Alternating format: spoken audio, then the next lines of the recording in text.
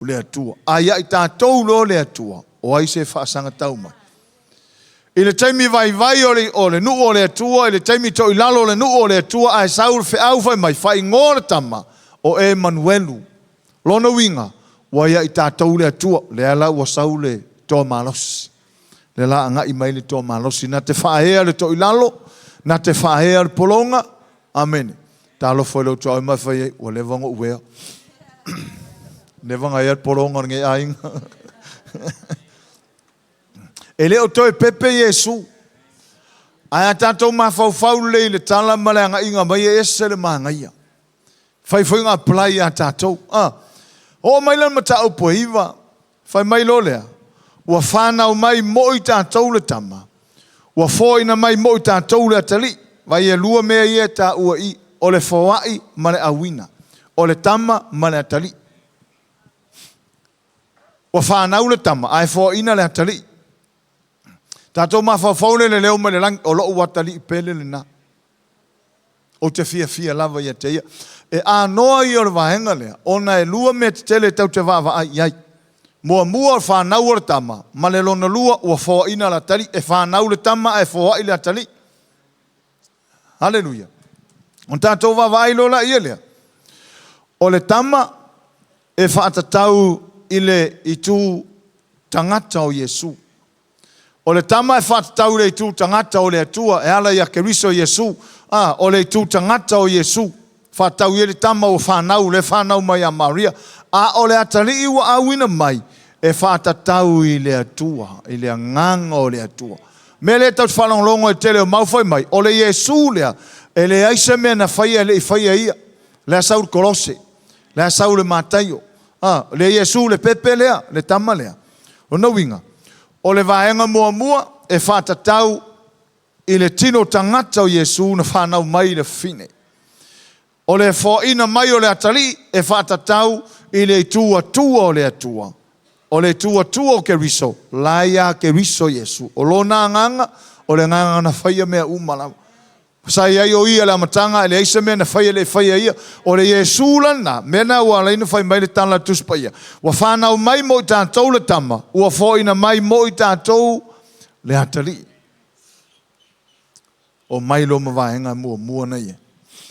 Hallelujah. Whai mai. E lo na ua malo. Le ua mai titles fo ia. Ua mai ia mo meo on whanangina nginga. Pea o matai Samoa, wa isi matai tasi tangata e se furufiku makai. E o taimi e fole wa tuu malo matai na, ai saulo malelis. E whanoa noa e whaasisi lato, wa tuu malo ia saulo malelis. Ia kumulele ia TV, e whakoa ka umai lo le ngō muri amal whai. Ai pele pawa kere ngā makai. Ngas waf ele o le winga fa fonga mai tanto mai so tanto media ele o le winga fa talanga fa pe o fa le o nga vola fa Fe'au makai le ai nga o fa Fe'au makai fo o te le fa le o nga lai matai o le winga fa matalanga e powerless ngonga ngai lo le ngoa le I ngoa ia nga mo tanto o si o matai e nga makongu ua hallelujah o le ngoa le wa mai Yesu le whalangi langi mai a Yesu, le ia o ngā so se akungu ua, e o ngā le akungu o mea ure, e o ngā le akungu o lau papa, e o ngā le akungu o lau sainga, e o ngā so se akungu ua, e o ngā ia ile whalangi langinga leo le tātou li whaon. Whamaila whamtalanga, e ilo na ua na malo, e ngō foi o ia o le sisi lese, o le whaipule, o le atua malosi, o le tamā o le whavavau, o le alii, o le file mu. Amen. La tātou wanga ia tu mea teitas. Hallelujah. O lesi mea tā ua e tauna I loa ma mamala mai tātou. I le walo anga Isaia le awina mai o le pepe lea. Ma le tama lea. O le sau o Yesu, o le sau o toia, wha le leilo no nuu o Israel. Sau o toia wha ealo no nuu o Israel.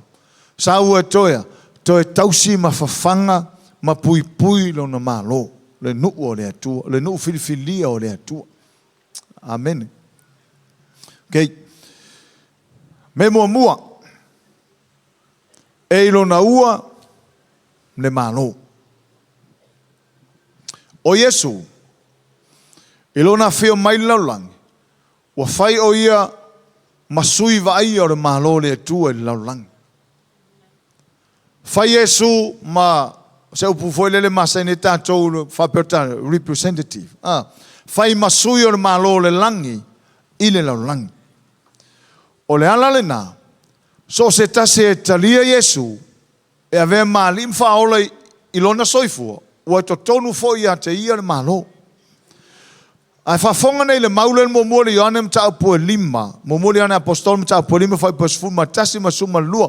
O le whai upu la fu matasi o lo iei le whaupunga whampea. O le fo ina mai o le ola e whavavau mo tangata uma. Ai whai mai o le ola na e whavavau. Ua ilo na alo Yesu. E le ngata o Yesu e sauai le ola e whavavau. Ai o ia fo i o le ola e whavavau. Whai mai le whai suma lua. Ai le tangata le ola le alo le atua. Ua ia te ia foi le ola e whawak. Mai o le ua ia te ia le alo. Ua ia te ia le ola. E me le tartara fia lo au na ua ia o le alo le atua. A mene tartara wha perunga lo au whaftai tama ua ia te au le alo le atua. Aua tartara pia wha pere o ia. Langor ta ua whai mai. O le ua ia te ia le alo. Ua ia te ia le ola. Le ola. Ia nala ua ia oe le alo. Ua ia oe foi le ola na. E ke ola i lau ngei koe ola e whawawau. Ai e lan whanau noanga o leina muni foi mai. A o le e le o ia te ia le alo le atua. E le o ia te ia le ola. A o le e le o ia te ia. Le alo le atua. O lona winga, e le o iai fo na tangata, le ola e whawawau. Langa o le whai mai, e ilo na ua malo, o sesi whaupunga, o lona tiute le o le la sau e whai. O le ilo na ua malo, mana tua tala no e le amo, e le ua tala no e le au au nanga. Tato wa ai povi e lua, lua pe povi, e pe wha, lua pe povi, wha povi. Wha lava ia le amo i ua o povi nga, o le amo o le ngaluenga e whai. Tu i le amo i wā ua o povi o na toso ele sua o tō sina, whai ngaluenga i leo e risaia. Amene ia marto tele o tangata i la tunu ue, toso sua o tō sina. Ia alae tau amo e ua o povi le amo. Amen. A saula le povi, sauma le asinge whalawai le amo nga. E alu le akore asinge le mawhai le povi nga. E whalawelave le asinge le whaingore, o le ngaluenga. A tala noa i le amo i le ua. E tala noa i le tiute ma le au nanga. I le fia mai o Yesu i lona ua le malo. O lona tiute ma le matawhai oi. Sau e tausi o lona tiute whaatupu. O i o le tupu o lona tiute whaatupu mana tua foi. Tātou ele o se malo whaatupu. Ai o le malo whaatupu. O le tiute whaatupu. E tausi o ntangata. E kea o ntangata. E whawhanga o ntangata. Amen. Ia mapui pui o ntangata. O mea nei e lua o tiute po o matawhai oi au tua leo le mo le tupu. Protect and provide. Tiute whaatupu, protect and provide. O le vaenga au tu, o vaenga i e lua o matawhai oi po o tiute, a role or responsibilities o mea tau o le tupu. E le o se tupu, aisa, anga le mawhainga o pui pui mo ua. Mo ke aina tangata sto tele. A o Yesu, o i o tupu, o le winga la whai mai eilo na ua malo, o lona tiute le la whai o mai e whai. E na te pui pui o no tangata, e na te tausi pe ama mai, e na te wha malo lo pe ama mai, e na te whawhanga pe a fia ai, na te wha inu pe a fia whainu. Mai Yesu o tau umo e fia whainu o mai. Nei skupe ave fua. O le tiute wha tupu. Ia ai aru nge stari se malo tau tupu te mine laulangi. O le tiute na tau tupu. Peke aru stari malo tonga wa o tonga malo tau tupu. Peke aru stari malo peutania wa o malo peutania o malo tau tupu.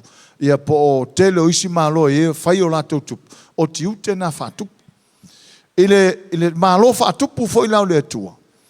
O le tupu, o le tiute o tupu. E na te pui pui lana whanau. E na te whawhanga na e provide me mo lana whanau. E na te tausi lana whanau. Nona winga o le tiute o tupu. E kea i on tangata ato umma. A o le pule whaatupu, e pule le lau ele a tō matangata. Mena tūla I mai paulo po pula o na mata me mai e leo toi ola. Ke riso le wall, o le tupu le wall a tonu ia tia. Nona winga le toi whaia le mea lai mawhawhau I paulo. Ale a pule le tupu ia te ia. O le tiute la whaatupu, e na te pui pui o tangata.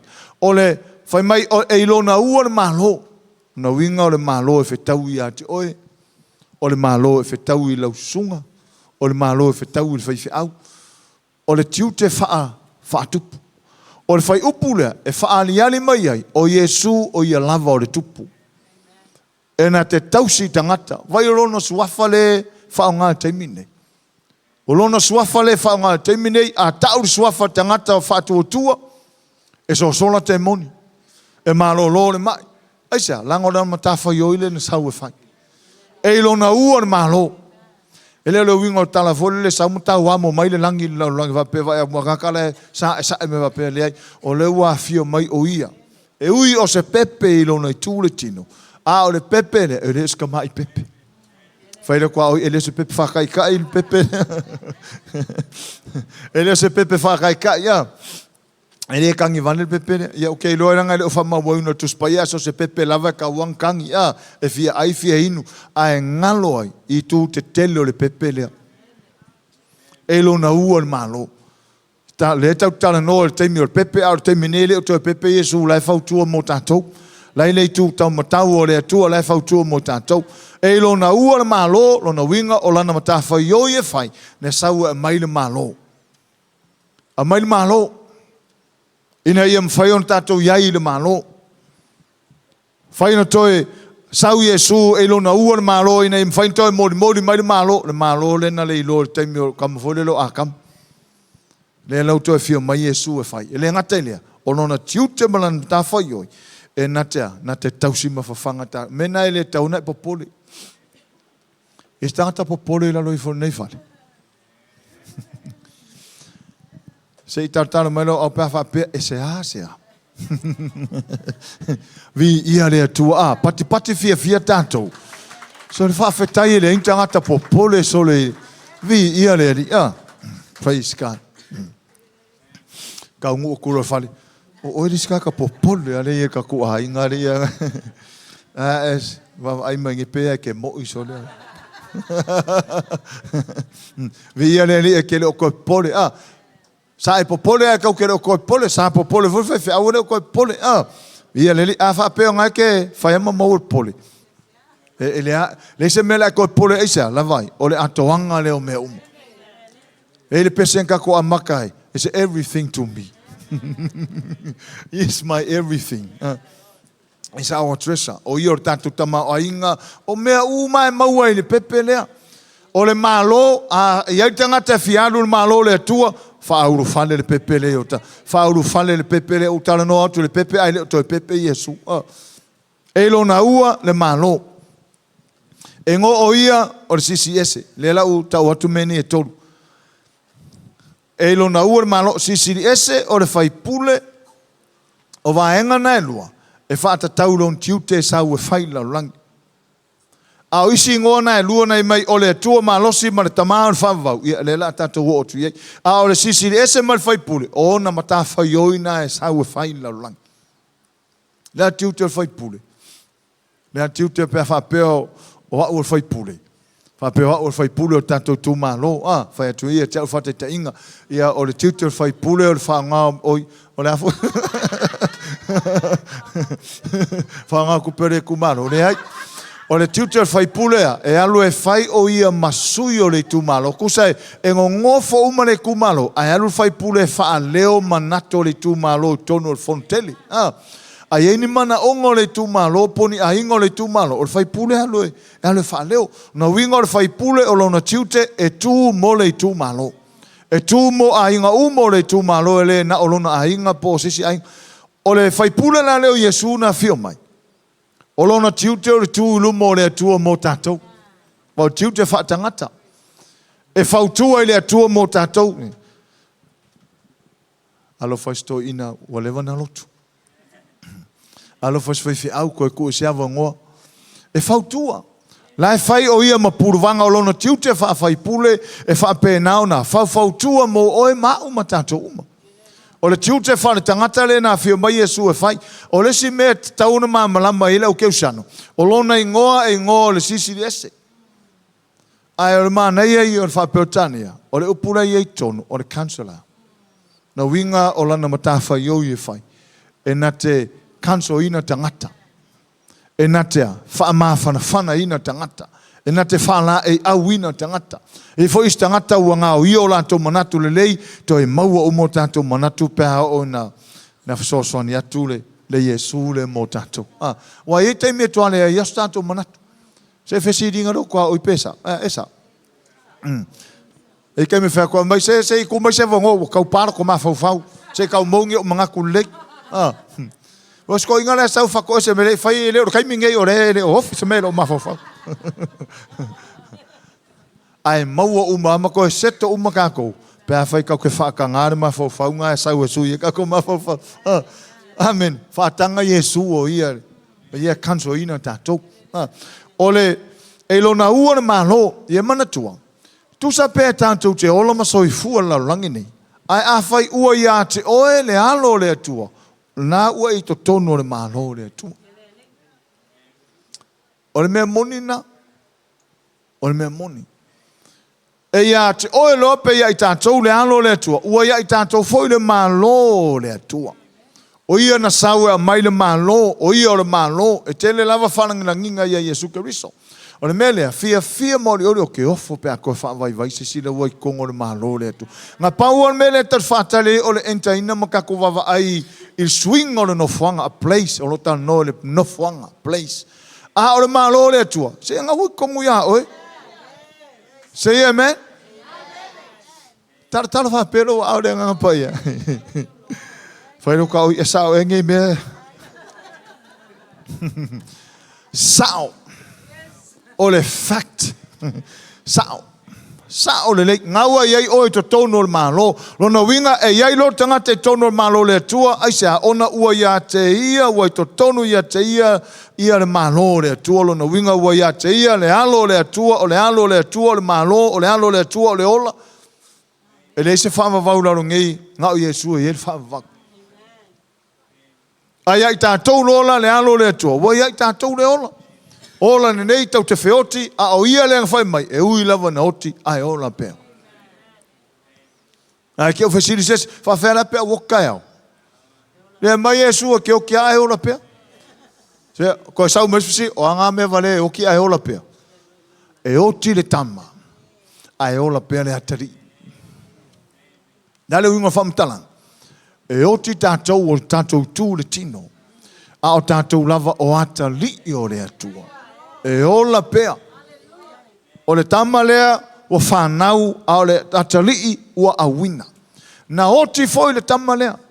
Na oti. Na alu tunga mau, na alu sa taulo, na alu manavo le ele. A e whai mai. O le anu toi soifua mai, o le atalii. E le whapea mai la le leo mai le langi. O tama na Maria o te fia iai, le ai. O lo tala noa le tua nganga, whai mai. O lo ua atalii. O na winga o le nganga o le atua lea ngai mai lalulang. Tātou foila, tau te whioti uma, pēr whai e tau te whioti le e whia mai Yesu, tau te whioti. Tau te whioti le tū le tino, a o le tū atali. O e uma e teitaina le nganga o le atua o atali. E ke u whesiri ngai ki ngā, a whawhia mākou e le mwhainka ua mākou ngiakari. Le ai o le tau o tu spai o tātou uma o atali. Aisea, langa le atali i lo tino na o le tenda ngai ki alala mai e za female. But o le spirit ngai kongo oi. O le man. O le man na, ka o le atali. Say amen? Amen. No wingo tātou uma o anganga. E tai lo la o tātou uma o anganga le anganga pa i o le atua. O tātou uma la o atali. O e tai le anganga o le atua. O atali i la tau o le atua. Pe meio, pe fi meio, o atali i uma tātou o le atua isa. Langa ese ka kou i tenta. Ai kukusa ka kou i spirit. E leingi fi meio spirit mangi meio spirit. O ka kou uma o spirit. O anganga o le anganga. E le ingi nganga po amangi nganga finge tulo. O le nganga. Me ngā aoa i la langele ko yengi ngofonga kange whai ai mangi. Whai poiponga e whai inkai ko lua le lang. Aisea langele whai poipongi nganga. Kau ke leo aku langi wapea ia o tele le nganga tamai ta ilunga nei. Me ngā e ko apongi saare tēno le sia uri ngau whai a Yesu. Mai le kari kongu makul koe ku. Mai Yesu e koe ku. Mai le uri ia. A whai la o mato tu e ili sia ukamanga makua oi o le ngā maliulong ko lua. Ai le sila kama. Ai ke ori whai le uso lalo i wholang o lang kama ngā lang ngufu. Ke leo koe maliu e whalonglongo Yesu whamkalanga o kala uri. Ke leo koe maliu le li ngā e. E le fosela kama koe rui whai le uso longo koru koe ngofu ai fo.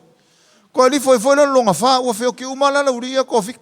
A whaila sa o Yesu, e koe ku, a koe ku ngei la, o ia koe fiku le la.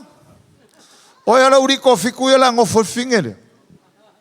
Whawhekai ale se Yesu Samoa, ango se Yesu Samoa mau ai whawhasa, e re whape ngā le langi. Longa winga le o le langi le ingi me whape ngā whai ai, e le o akuru ngā o ngā whaile ngā wāma. Ka kou ngā tai lalo nei. Ua misa le pasi e misa la rongei e re se me kausa. O runga le ingi whai ngā whapoiponga, e le ingi mori mau, e le ingi mama e kuia, e le ingi whai ngā kai koolua. Ie fos tangata o whapea, si o koolua au le leo ke ongo saha ia mako e whai poipo le langi. Ngā kai la rongei, ngā kai la rongei. Ke la kurunga ua leo koe, Wa ese si o manga o kako ye. Nga pau angel si o manga kanga il whalua mal whakot. Ia pea whapea uoti. Ai lor whalua whakola lai whiola ma. Kanga il whalua pea whai ua maliu. Ia siau mana mea kakola iu ma liu tai tolua. Ia ua tatala lea wanoa mo.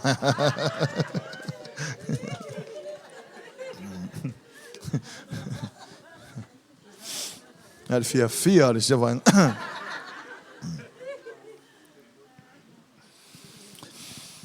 Hallelujah. Oi o le tupu. O le upu na fai mai e lona ua le malo tala noa oi o le tupu. He was and he is a king.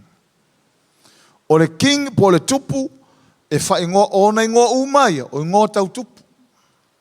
Counselor, wonderful counselor, mighty God, everlasting Father, Prince of Peace, o ingo tau tupu. Me foi na len foi mai la unga Yesu ina ua saul pepele ma matua sau o ia tu ma la unga mai amo ia e fatu puina le file mo wa ta ua ila to o. O tali. Lango de so se le file mu. O le pepele fanga mai. So fatu file mu wala.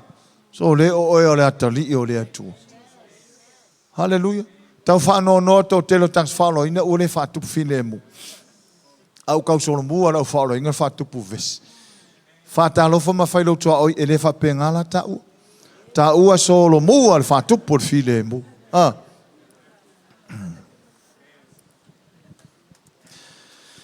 O ingoa umala na sau les e anga ima ile. Wonderful Counselor, Mighty God, ona tiu te man matafa yoi. E na te whaatuna. Mana tua o le atua. E le mwhainga sau sa o le atua la langi ua maitan tuspai. Le se wa ai i le atua ma. Maola pea. Ai ua whio mai e sulo na tino tangata ina i mawhaun tātou mata ia te ia ma tātou whaatalofa ma tātou wawai. Wawai ei tangata lefa mai tātou spai a sa mau o ia whaatasi ma tangata. Sau lolo o ia whaila na ngā luanga whaatua. Whaila na ngā luanga lewa leuna ave iei ona e suwawhaia. E so swani ai tātou. O le upu mua na iai Counselor. Po o lea. Sisiri ese. E ingoa o ia o le sili ese. Hallelujah. Counselor. O lo o tala noa pe whaamatala mai e le upu na. O le tupu lea. Po o le pepe lea. O le matua poto a poto. E sauna le pepe le malevalo anga lea. Ina te mitonu manatua, o masani Israelu ma yuta martotele o ainga Israelu. Masani tangata Israelu i a Solomona lo la tau tupu e poto. O le whamtalanga na whai a Solomona le eisi luma, le eisi tua. E leo whao manga maila i nā le whamtalanga. Ona e iei le eisi pepe o le a whanau mai, e le eisi tupu le a whanau mai. leila e luma e tuo Solomona. A o le tala ia na mai tu spaia mai eleise se yo luma eleise se tupu e whapena pe yo oe na o oe a Solomona. Ua maasane la Israelu ya Solomon o le matua potoa. Poto tamau a inga kua i ofo i si tupu. Tupu se epa. Sau tupu se epa le ha e lenga ngana folele. Wa muringa mea ua oua. Sili atu mea ia ua ova ai e ilo mea na o whalongo ai. Ia na whai ara pese tala folele ua apply lava so se mea. Ai ore tala na whatau le tupu se epa. Sau le tupu se so se tupua. Mea nei e te taune le tupu. Miliongea or more than miliongea. Kakauanga. Pakua i ke le asong ka mau ainga. Ia matua i ofofongia ni me tono lono malo. Ele ta uos tangata tupu pela isang kupe. Ai sa langa le mfai tangata na kean tangata sto tele kea lono malo. Hallelujah. Ae e lava le meo le o tau lo ma fofau. O le fai mai o fenga nga fo o tatou o tupu mo staula. Tatou ma fofau lona ia le wa o le tupu e taunu miliongia. Pe ke le fonga en kupe. Aka ko ma fofau ya ka ko isi kai me ka ko ori sikiri ako. So ko e lunga o kele nga behind kele o mea. A tatou mafafau fale nganga sa ur tupu le fa mai sa tama a inga lo nga winga lo na tu tau tupu i o le tupu ala nga milionge ma kele aku ang kup.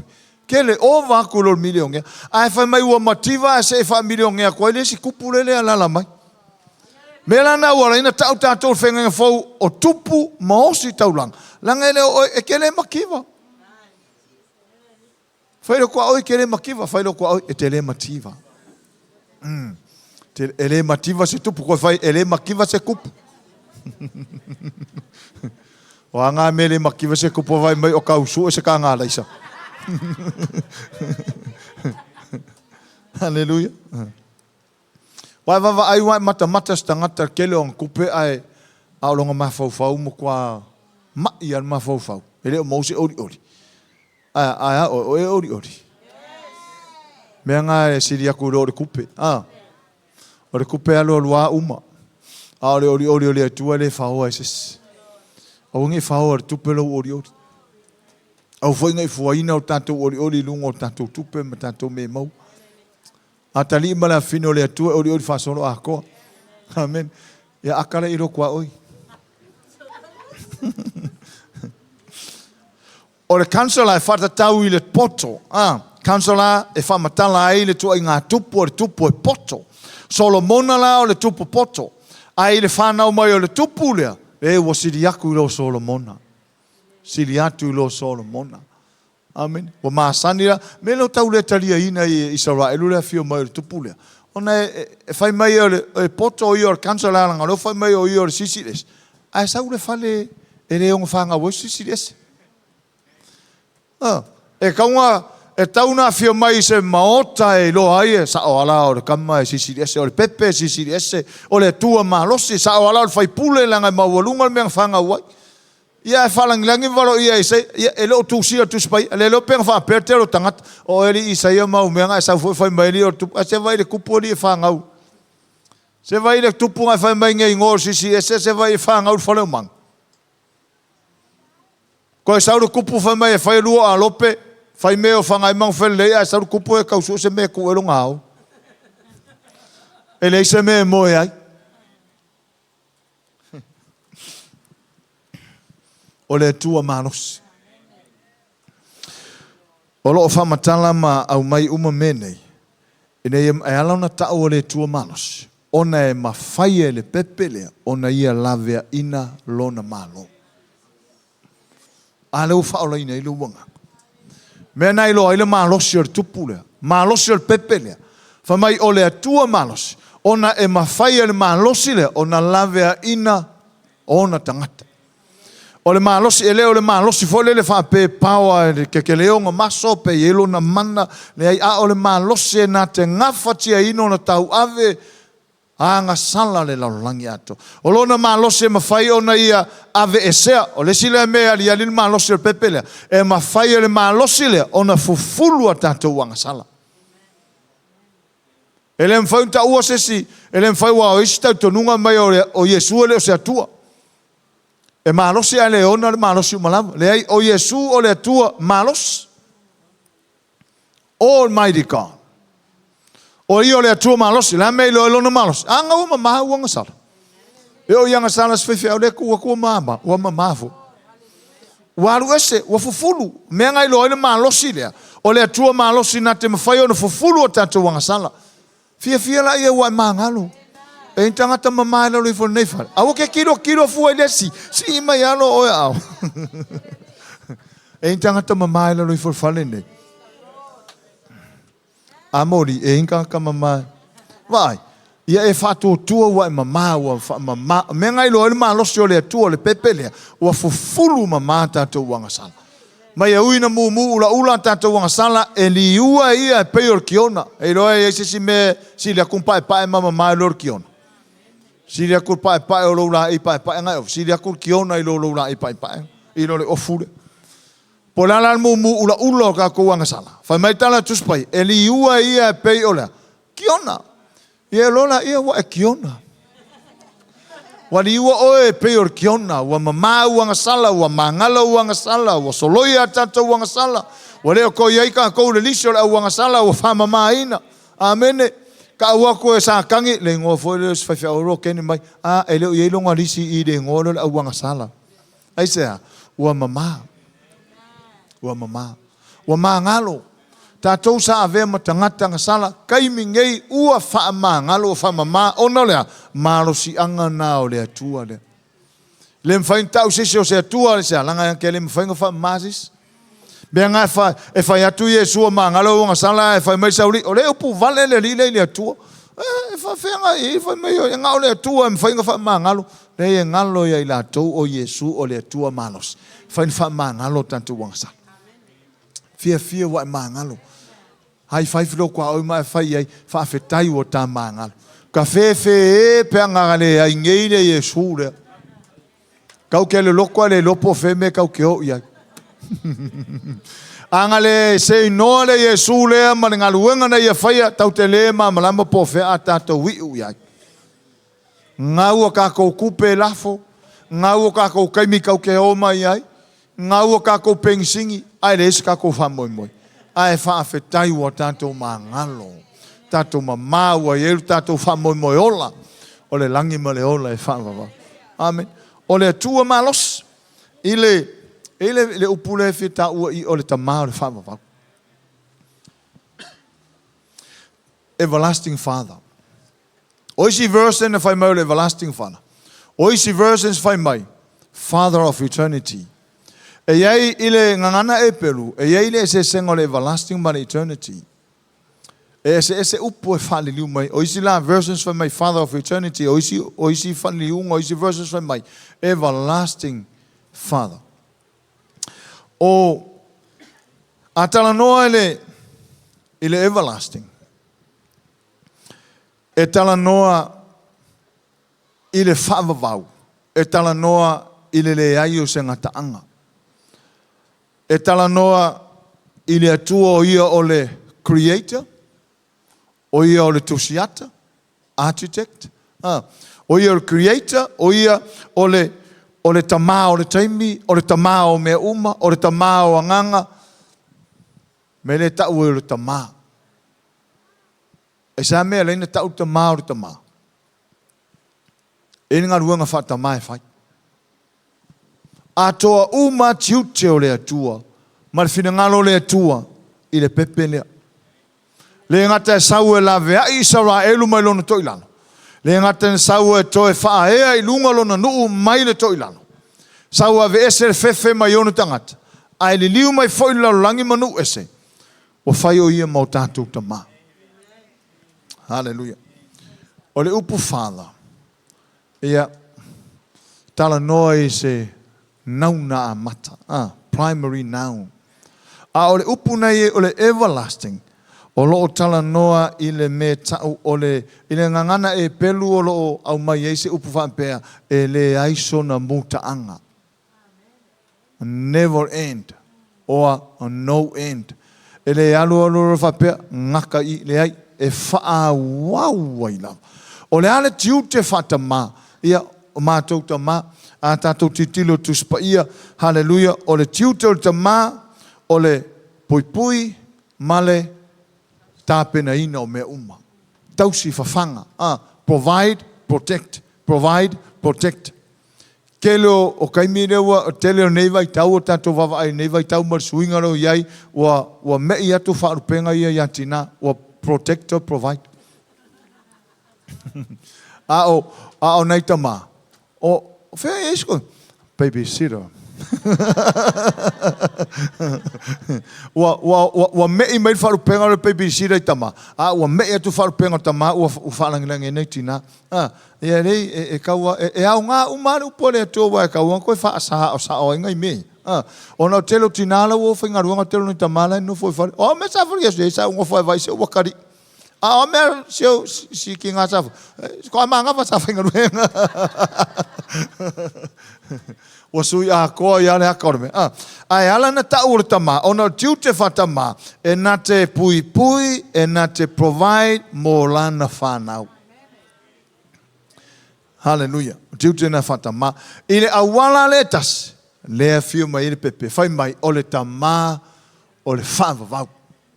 Lona winga e whaavavau lona tūlanga tau tama. E foi steimi o tātou o lein tama pe o au o leisa o tama. O te tama langa e whaavavau tama le. Hallelujah. Tātou umai o lein tama. Leo mātu oti. Leia tātou mana tua tala Yesu e le tu ua ia o e mātu oti. Wa lei foi so tama, wo tama le tama le. A to anga I mai ta to ia tama mato, wo tama tu ia te uto. A o tama o so uma e whavavau, le pepe lea. Aisia, lange protecta o tama lea, e provide tama lea moa. Pei au tiu te hoa uritino nei, e pui whanau. E leo toi ngā pui fole o le pui mai mese. Ki ngā ngai loa lai whain mese ai pui bea. La file mu ma I ke ua ilo oi. Nea e reo koi ngā pui ngā, o le pui ina ia lave ina mai tonga fiti o Japon. E whaavavau, whaafonga mai le kalesia Yesu, aua te toi popole I se me tasi o le so I fua o tātou tama. O le upu tama o lana matawha yoi e whai, tausi tā ua, leo tā ua, provide mea umalawa mo tā ua. Le e ona whaaru penga fo lele o ia nate au mai, Yova nese. Yova I rai. O ia nate au mai lona winga, provide ai le atua me umala. E sikai me, le aisa me lo lima, ia la fai mai le tala, e manatua tala tamaititi, fai mai whauta o le afi male. Whea la se mamoi. Ma nei e o tali o tamalea. E au mai lava I lau tama. Ko I kia whai mai apea, e au mai lava I lau tama, le atua lau tama. Mai e saunia lava ia le mamoi o se taula. Felas kako me ai, se saunia ia kako me ai kai au. Se au ke pole o foi a kai au is kako kupe. Aisa, lange o le function ngoa ia. Yova I rai. O ia o le nate foa ina mai a te tatu. O le tamala, e whaavavau tamala. O tātou tamala tino e alu alua onge, a o tamala, whai mo tātou tamala. Aisa, langa e whaavavaula na puipuinga, e whaavavaula na foai, e whaavavaula na tausinga ia tātou, e whaavavau mea uma, e whaavavau, a le sau tupe, maua I tamala o le upu tama means to protect and provide things for his children. O le tiutela le whatama, e pui tātou, to e tapena mea uma mo tātou. Mea nganga ofisia koe pesi kaka popoli, whawhitai ua leo to Yesu tangata popoli. Amen. Kausia e moi. E moi ia. Ia talo mai pēr moi. He! Oka, la kakis masere koe. La kausang furi koe. Fes kako kia kausang furi. Ia ke ia le ua misa. O e man kua foi le ule koe, es kako popole le kakuai. Fai wha manatu le upua le tua. Ia. O le tama, o le whaavavau, o le alii, o le file mu. O lona tiu te whatama, e whaavavau lona tiu te whatama, E whaavavaula na tausinga whaatama. E whaavavaula na puipuinga whaatama. A e mai la tiu te whaatama. O le si o le tamaititi, o le fofo, o le ave whare mai, o tiu te whaatama. Pui auna i afia. A e mai po te mai, o le tiu te whaatama. O tātou o tātou le, a o le tau te lo, le soifu o tātou tama. O le ri o file mu. E ser matango fio se a inga e file mu. E le umalo fia nga i ai pea e ai la i file mu o le tu. A tu inga fo le se file mu. Ko e pauangi o lo wari ari mai e ko e anuro e kere ko e o mai. Ai sea, makua wa uma foi to inga file mu wa uma foi ko inga fa makalanga wa uma ko inga fa kuanga makua le ai ma se file mu. Ai ora inga il file mu e ke ko fia sau e ke ko fia alu iai e ko fia mafuta iai ona o Yesu o le ali o file mu. O lo lotola o na wa fio ai le ali o file mu. Ina ua whanau mai Yesu, tele o me uma whaitaulang, e o a Jerusalema.